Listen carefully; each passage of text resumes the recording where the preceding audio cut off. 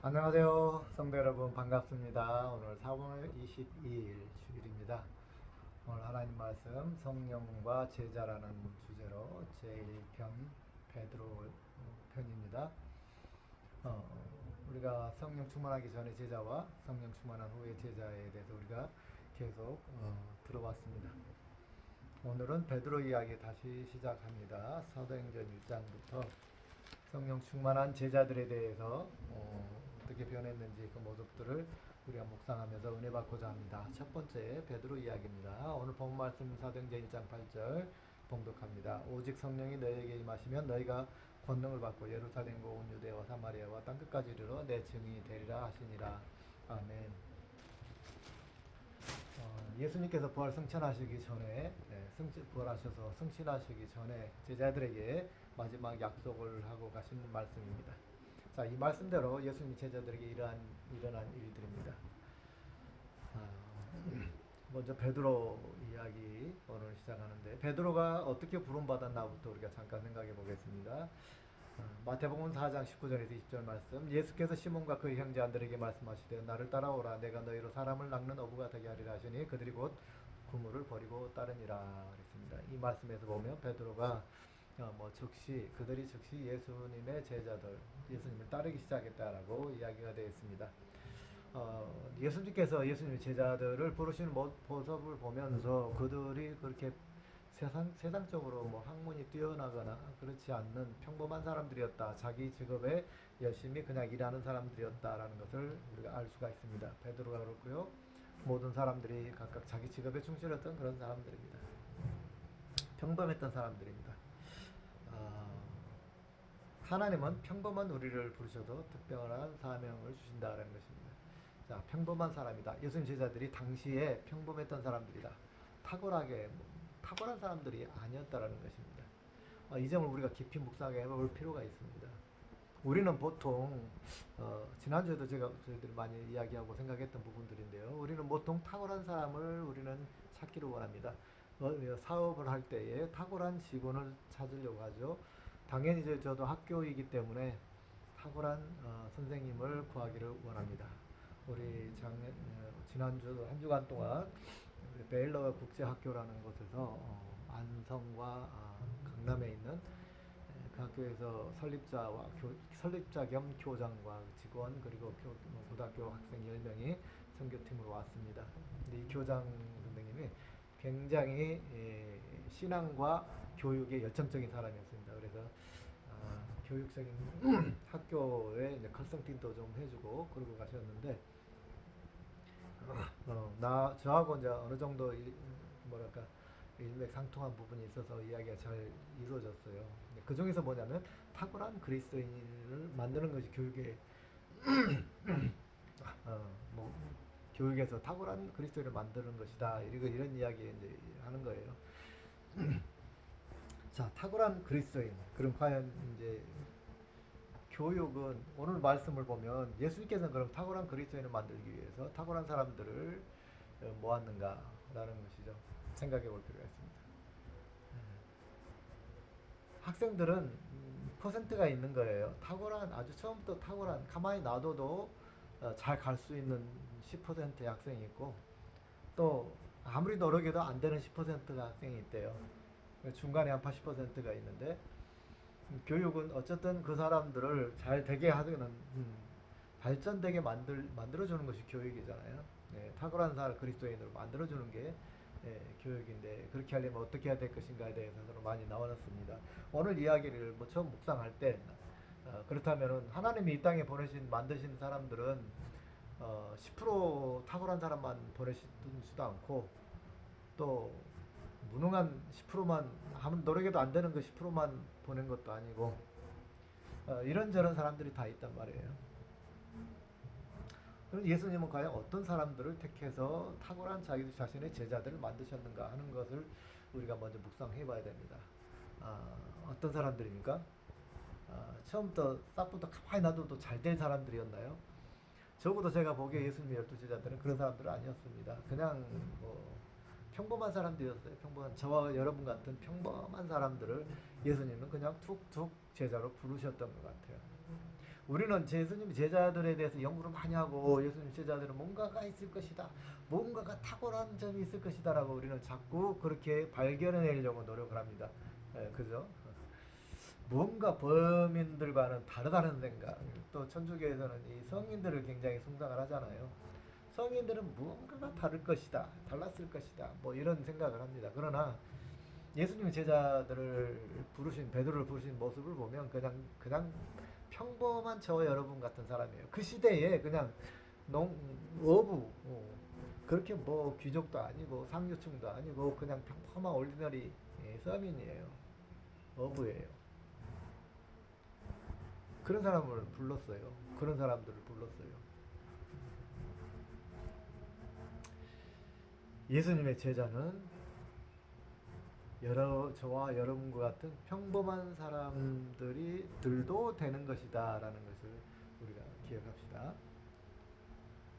한번 묵상해 보세요. 여러분 자신이 어떤 사람인가? 나는 자존감이 강한 사람들, 나는 스페셜한 사람이다, 특별한 사람이다, 막 그렇게 생각할 수 있어요. 엑셀런트한 사람이다, 뭐 그럴 수도 있어요. 뭐 그렇건 어쨌든 간에 여러분 자신들이 한번 생각해 보시기 바랍니다. 나는 나 자신에 대해서 어떻게 평가하고 있는가?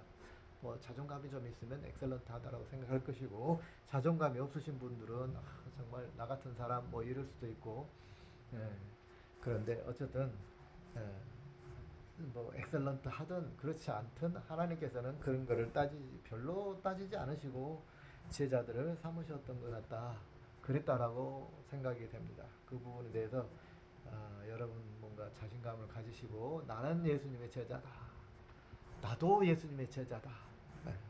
나도 엑셀런트한 예수님의 제자가 될 수 있다라고 희망과 꿈을 가지시길 바랍니다. 두 번째로 베드로는 굉장히 성격의 캐릭터가 자체가 천방지축이기도 하고 뭐 좋은 말로 표현하면 아주 그냥 열정적인 사람이었다라고 할 수가 있습니다. 베드로는 예수께서 말하되 주여 만약 주께서 거기에 계신 것이면 나를 명하사 물리로 오라 하시고 예수께서 오라 하소서 예수께서 이르시되 오라 하시니 바람을 보고 무서워 물에 빠지니 중약 마태복음 14장 28절에 31절 말씀.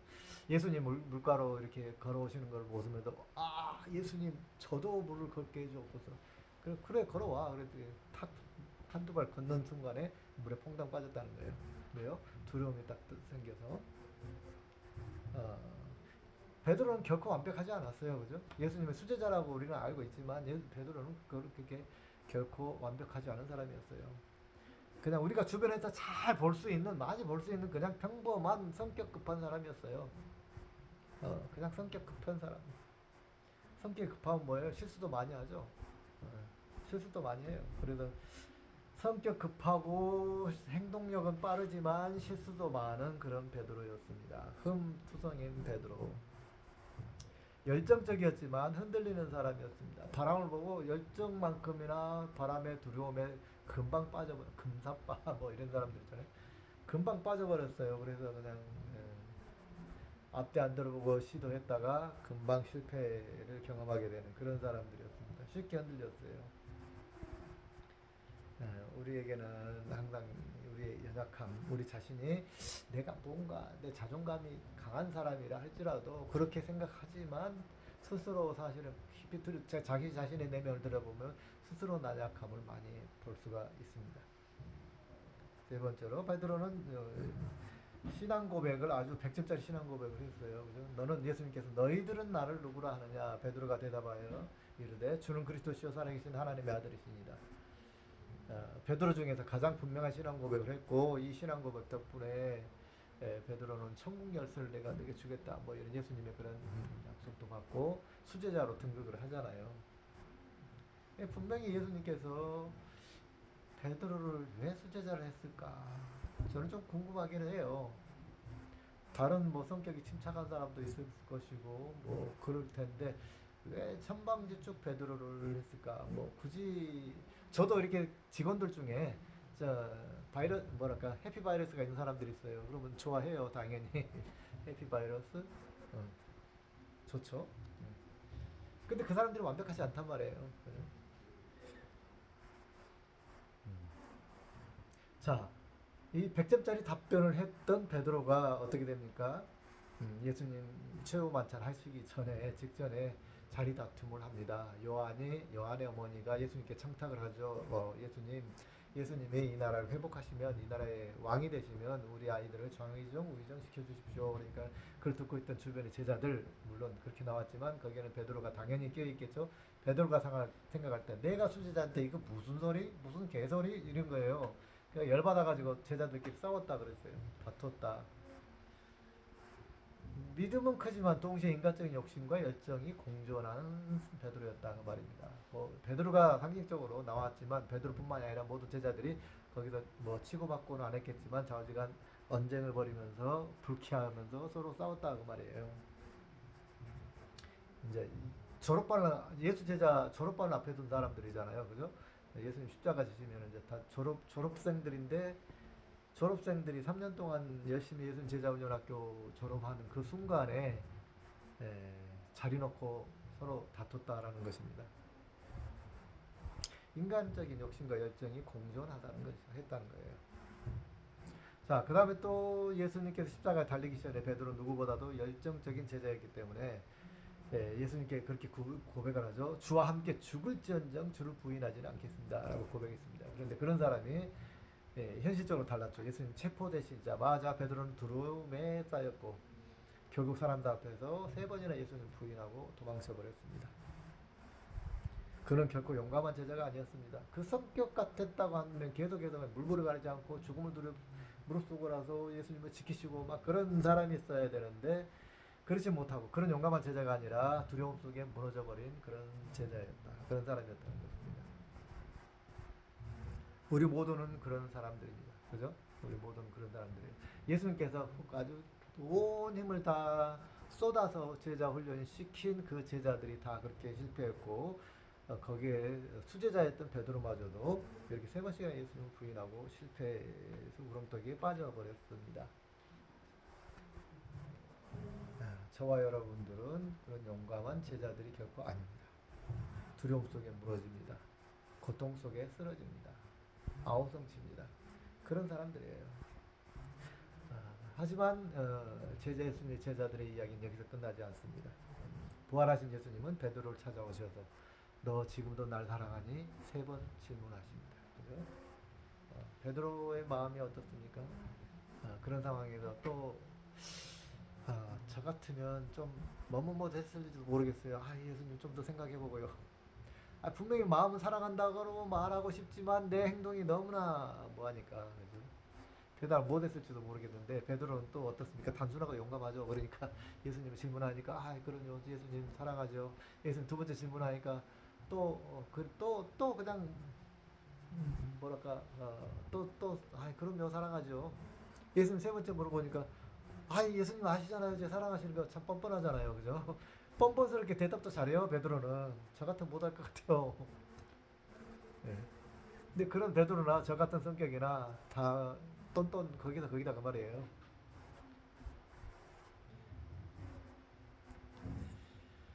그런 제자들에게 예수님께서는 찾아오셔서 내가 나를 사랑하느냐 평안하느냐 예수님은 책망하러 오신 것이 아니고 주님과의 관계를 다시 회복하게 하기 위해서 오십니다. 그리고 그들에게 이야기합니다. 야, 예루살렘 떠나지 말고 나와 하나님 보내실 성령을 기다려라. 저는 이제 학교를 운영하다 보면 목회와 학교는 많이 다르다, 성격이 다르다는 것을 인정할 수밖에 없습니다. 학교를 운영할 때는 탁월한 직원이 필요합니다. 성실한 직원이 필요합니다. 교회를 목회할 때는 그런 걸 따질 수가 없습니다. 그런 걸 따지는 게 아니에요. 그 교회로 목회를 할 때는 왜 달라야 되지? 똑같은 한 목사고 저는 목사하고 어쨌든 목사이면서 목회를 하고 학교를 하는데 이 2가지 상황에서 서로 다를 수밖에 없는 그런 현실에 부딪히게 됩니다. 어떻게 해야 될까? 그 갈등 속에 항상 처하게 되죠. 엑셀런트한 직원을 구해야 되는 그런 입장과 속썩이는 직원들을 어떻게 해야 되나 뭐 이런 고민들을 많이 합니다. 10년 동안 일했던 우리 직원이 참 속썩여요. 금방 세례받고 그냥 그러겠다 개신경이 되겠다는 친구가 또 삐져가지고 또 몇 달 안 나오고. 엑셀런트한 학교 운영을 위해서는 잘라야 되죠. 그런 직원들은. 제 마음이 하나님 저를 테스트하는 것 같았어요. 그래서 하나님 손에 맡겼어요. 하나님 하십시오. 저에게 인내를 요구하시는군요. 네, 하나님 손에 맡겼어요. 하나님이 아니다 싶으면 하나님이 떠나게 만드시든지 아니면 저를 훈련하시는 것이 목적이시다면 저를 제 마음이 평온하게 해주세요. 그 직원으로 인해서 내가 제 마음이 막 울그락불락 하지 않고 그냥 평온하게 해주시고 주님께서 그를 변화시켜 주옵소서. 아, 지난주부터 다시 교회 나와요. 할렐루야. 그리고 또 봉사한다고 또 운전차 키 가져갔어요. 아, 참. 아, 학교이면서도 교회처럼 과연 운영할 수 있을까? 저 숙제예요. 저의 숙제. 저의 숙제인데 어쨌든 예수님의 제자를 키우는 그런 학교로 저 생각하고 있고 그것이 우리 학교의 정체성이기 때문에 예수님이 하신 방법을 따라야 되겠죠. 제가 많이 기도 부탁합니다.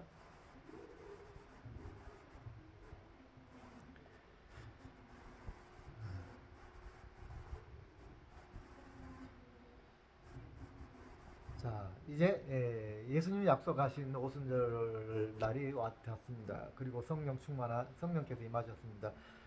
두려움에 숨어있던 제자들은 그 성령 충만에 의해서 약 12제자와 또 120명의 성도들이 성령 충만하게 됩니다. 그리고 성령 받은 후 우리가 잘 알고 있는 것처럼 완전히 다른 사람들이 됩니다. 특히 베드로는 놀라운 변화를 보여주죠. 그 수많은 사람들 앞에 서서 담대하게 예수님을 증거합니다. 그리고 그 설교를 들은 3천 명의 사람들이 그 자리에서 회개를 하고 예수님께 돌아옵니다. 자, 이런 사회, 고대 사회에 지금과 같이 크지 않는 그런 시대, 그 사회에서 3천 명이 한꺼번에 기독교인이 됐다. 그리스도교인이 됐다. 어떨까요? 사회적인 또 무리부가 이게 또 굉장하잖아요. 선세진을 일으키는 거잖아요.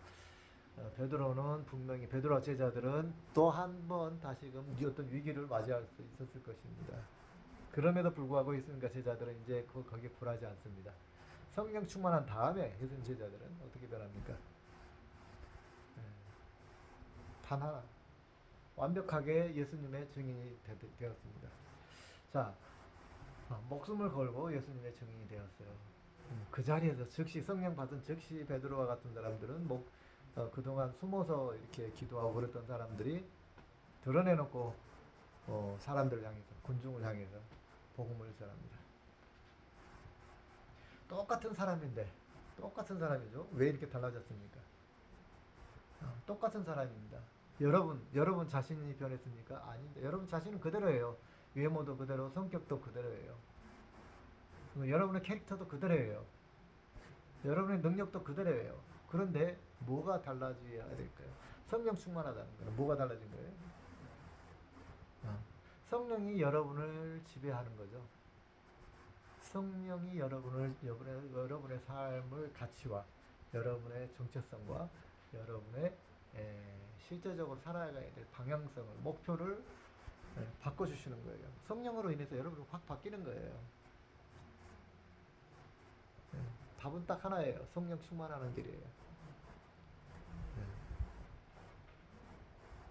성령 충만한 제자들이 베드로가 두려움이 담대함으로 바뀌었고 부정했던 예수는 나 몰라 해라고 했던 그 입술이 예수님을 증언하는 증인으로 바뀌었습니다.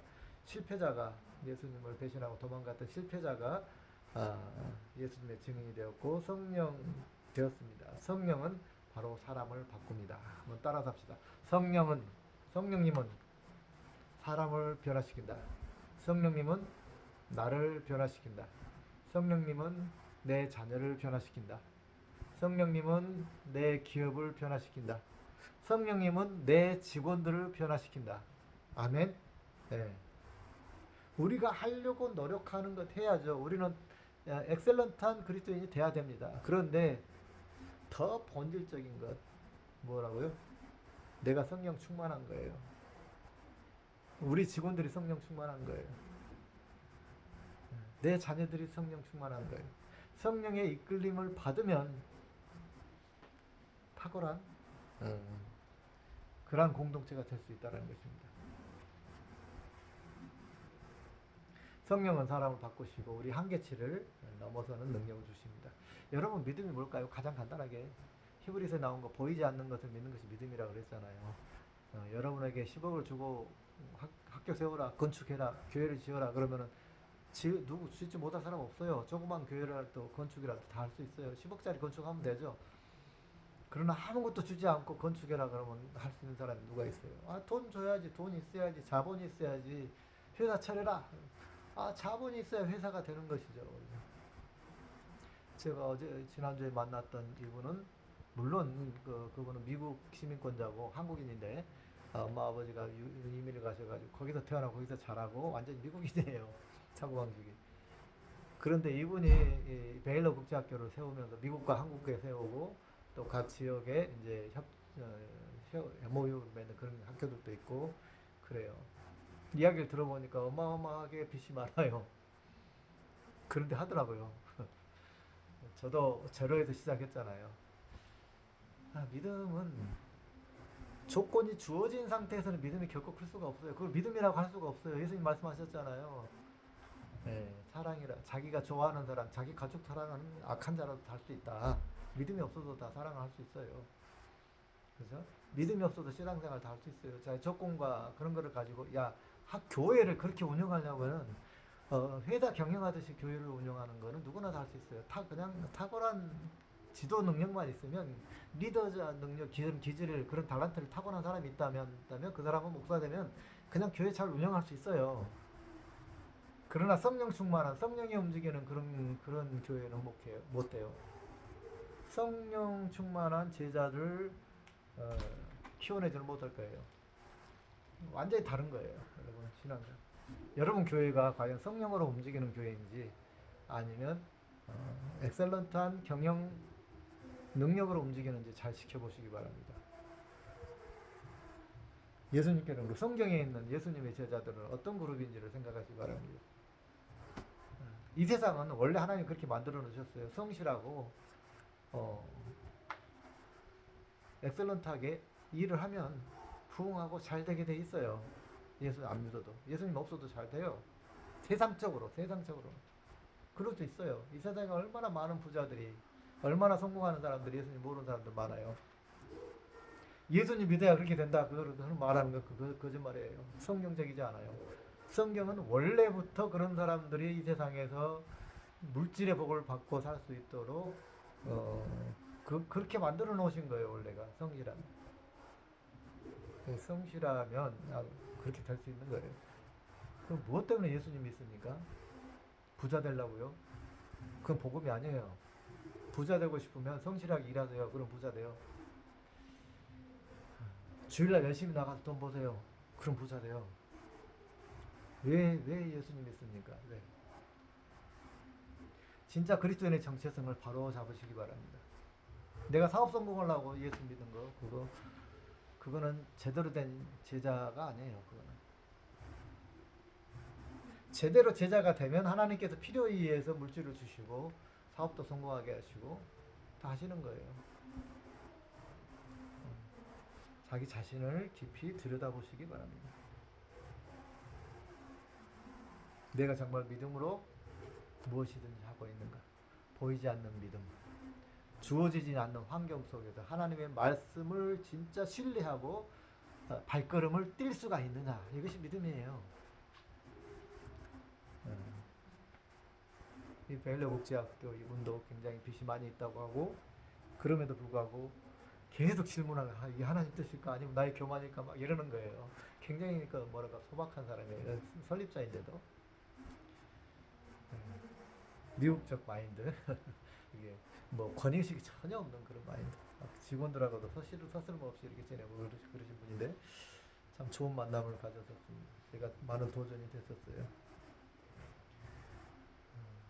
여러분 우리 오늘 묵상하실 부분 예수님의 제자 베드로를 통해서 정말 성령 충만하고서 변화된 예수님의 제자들 베드로를 중심으로 해서 그런 모습들을 보면서 정말 내 삶이 여러분의 삶이 정말로 성령에 의해서 움직이는가 여러분 삶의 기준이 목적이 바로 그곳에 있는가를 다 다시금 묵상해 보시기 바랍니다. 내가 잘 먹고 잘 사고 세상적으로 성공하고 그런 것이 우리는 중요하다고 생각하지만 그보다 더 먼저가 뭐라고요? 먼저 그 나라와 그 의를 구하라 그리하면 이 모든 것을 더하시리라. 그렇죠. 아멘. 예, 그 말씀이 정말 우리의 삶의 중심이 되어야 돼요. 내가 성공하면 하나님께 정말 이렇게 봉사도 하고 이렇게 물질 헌신도 하고 하겠다. 이거는 정당적인 건 아니에요. 결코. 그렇게 생각하다 보면 교만이 자기에게 들어옵니다. 교만이 들어와요. 진짜 성공하고 나면 그래서 열심히 일했어요. 열심히 헌신했어요. 그래서 교만이 들어오기가 굉장히 쉬워요. 처음부터 바로 잡으시기 바랍니다. 예수 그리스도 제자의 정체성부터 바로 잡으시기 바랍니다. 하나님, 제가 나중에 하나님 앞에 성경 공부 많이 할 테니까 내 기업 성공시켜 주세요. 이거 아니에요. 하나님이 돈이 없어서 그 사람한테 사업 성공해 줘야 돼요. 그래서 성공시켜서 거기서 돈 받으려고? 그게 아니잖아요. 먼저 하나님 나라의 성령 충만하고 하나님의 말씀에 의해서 움직이는 사람이 되어야 돼요. 그러면 하나님 가라하면 가고 정말 멈추라면 멈출 수 있는 사람이 되면 하나님께서 그 뒤에 그 사람이 사역할 수 있도록 일용할 양식과 일용할 사역비와 모든 것을 때에 따라서 주신다. 아멘. 저는 그렇게 믿고 그렇게 사역하고 있습니다. 여러분, 하나님께서 또 우리가 사람들을 만나게 하시더라고요. 좋은 사람들 만나게 하시고 그래서 이분이 또 우리 학교에 오셔가지고 너무 함께 좋은 관계를 맺어가지고 좀 이렇게 도와주기도 하고 학교 컨설팅도 해주고 그래도 정말 하나님 예비하신 만남을 주셨다라고 저는 생각을 합니다. 여러분 때가 되면 하나님께서 내가 갖추어지면 하나님께서 다 해주신다. 성령께서 그렇게 하시면 다 하나님 그걸 믿음으로 믿고 가면 하나님께서 다 이루신다는 꼭 믿으시기 바랍니다. 아멘. 성령이 이끄는 삶. 이 한 주간도 꼭 그렇게 되시기를 간절히 축원합니다. 기도합니다. 주님 감사합니다. 우리가 성령이 이끄시는 삶을 살기를 원합니다. 우리 입술로는 그렇게 고백하지만 실제로는 베드로가 아직 변화되지 않고 성령 받기 전처럼 우리는 살아갑니다. 그러면서 우리는 나는 성령의 사람이라고 착각하면서 할 때가 많이 있습니다. 정말 내 행동이 보이지 않는 것을 속에서 하나님의 계획을 신뢰할 수 있고 하나님의 이끄심을 신뢰하고 따라갈 수 있는 믿음의 발과 민감한 영성이 있는지 먼저 우리 자신을 돌이켜보기를 원합니다. 그러한 민감한 영성, 하나님의 세미한 음성을 듣고 행동할 수 있는, 순종할 수 있는 그런 영성을 갖게 하여 주시옵소서. 이제는 우리 주 예수 그리스도의 은혜와 하나님 아버지 무한하신 사랑과 성령님의 교통하심이 성령 충만함으로 성령이 이끌림받고 성령의 능력과 권능으로 예수님의 제자의 증인이 될 수 있도록 예수님의 증인이 될 길을 사모하는 하나님의 사랑스러운 자녀들 머리 위에 이제부터 영혼까지 함께 하시기를 간절히 축원하옵나이다. 아멘. 할렐루야. 한 주간도 승리하시기 바랍니다.